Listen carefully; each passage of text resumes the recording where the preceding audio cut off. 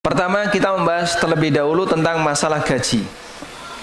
Kalau ada karyawan yang dia pernah bolos atau korupsi waktu dan seterusnya, tapi dia sudah mendapatkan gaji, status gaji itu halal ataukah haram?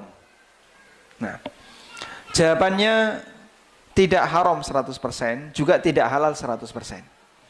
Sehingga dia harus menghitung berapa persen gaji itu yang bukan haknya.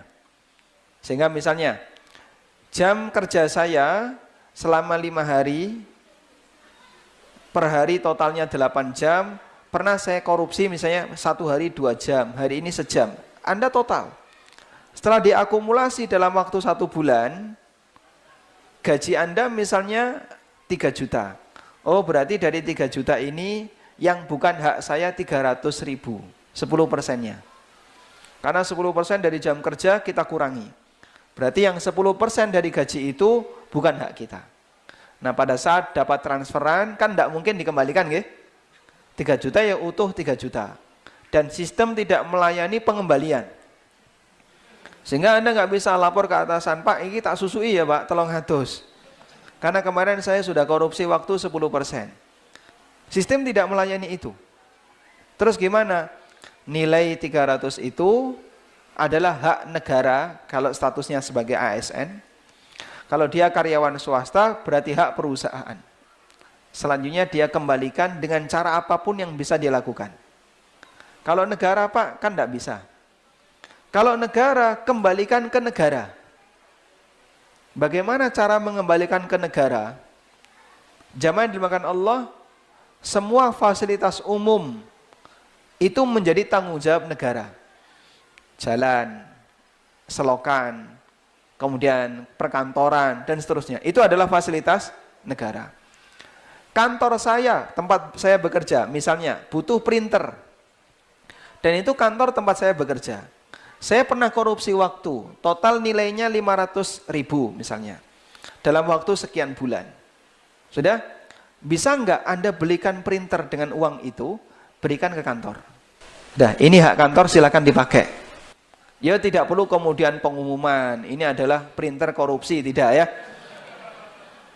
Anda cukup taruh printer di situ, silakan dipakai untuk kepentingan kantor. Insya Allah salah satu di antara bentuk mengembalikan hak negara ke negara. Pak, kalau seperti itu tidak bisa gimana Pak?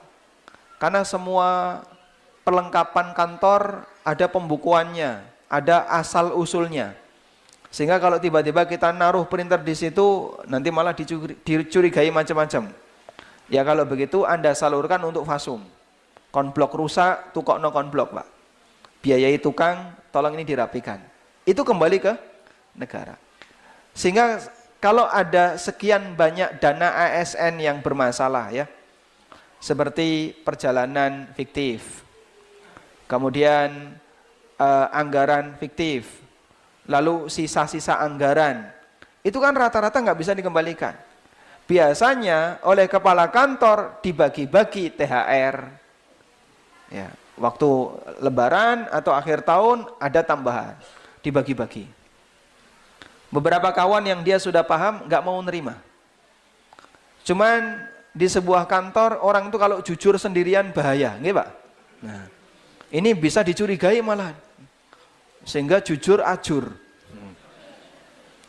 Dia kalau nggak ikut sistem yang lain, wah nanti bisa disingkirkan. Malah dituduh nggak karuan. Akhirnya dia kalau nolak nggak berani, apalagi dia bawahan. Sementara atasannya seperti itu semuanya. Barangkali cerita seperti ini sudah ma'ruf ya di teman-teman yang terlibat di ASN. Baik, kalau dia akan mendapatkan madorot apabila dia terus terang menolak, maka boleh dia terima dalam rangka menghindari madorot itu, lalu dia salurkan untuk negara dengan cara tadi, untuk perbaikan parit, perbaikan konblok, perbaikan jalan dan seterusnya. Walhamdulillah. Nah, dan saya berharap ya, seperti ini bisa menjadi gerakan baru bagi para ASN.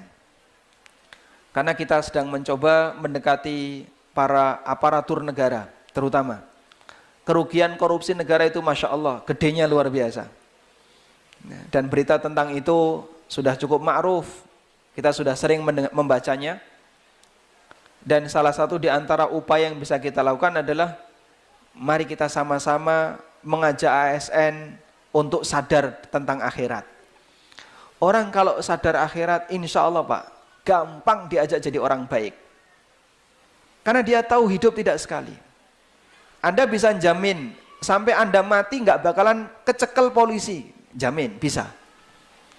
Oh, dia pejabat, siapa yang berani nyekel? Ya. Dia punya banyak undang-undang pelapis, pengaman. Sehingga bisa jadi dia mengambil hak negara, tapi dia aman sampai dia mati. Bahkan bisa jadi dia adalah orang yang membuat undang-undang itu. Dia aman sampai mati. Ya, tapi hidup tidak sekali. Anda bisa aman ketika di dunia. Namun Allah tidak akan pernah melupakan kezaliman. Salah seorang teman cerita seperti ini. Ini teman badminton ya. Jadi teman saya punya teman badminton. Saya bukan atlet badminton, bukan ya.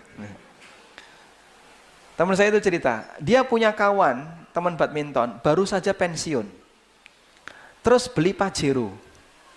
Nah, ditanya, "Loh Pak, mobilnya anyar ya Pak ya?" "Alhamdulillah Mas, ge iso tuku." "Lah kok gak get mbiyen Pak? Kok enggak sejak dulu beli Pajero?" "Rawani Mas. Enggak berani. Selama dia masih aktif kerja, berstatus sebagai aparat, enggak berani Pak beli mobil mewah itu, enggak berani." Kenapa? Karena dia takut diaudit. Ini duit asalnya dari mana? Kenapa kok kamu bisa beli ini? Asalnya dari mana? Kemudian penyalurannya untuk apa? Dia takut itu. Subhanallah. Coba kalau dia mati sebelum pensiun, Pak. Andaikan dia kumpulkan duit untuk beli Pajero itu dari hasil yang haram, sampai di akhir penghujung dia belum bisa menikmati, mati. Wong rencana dia baru bisa beli setelah pensiun. Sebelum pensiun dia mati. Yang menikmati anaknya, yang nanggung dosa dia. Subhanallah.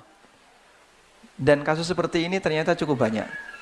Makanya banyak di antara mereka ketika membeli aset itu atas nama tonggone, ini atas nama koncone, tuku neng kono neng kono neng kono neng ado, nggak bisa menikmati, cuman bisa mengumpulkan.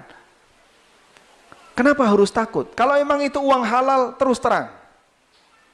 Bukti kalau itu uang panas, duit masalah, duit demit, hilang dimangan, ya, jin, ya. Makanya dia ketakutan kayak gitu. Gimana dia bisa menikmati hidupnya? Semuanya serba penuh dengan ketakutan. Arab tuku iki wedi, perjalanan ke luar negeri takut dia. Sampai umroh kadang ada yang takut. Khawatir nanti tidak diaudit.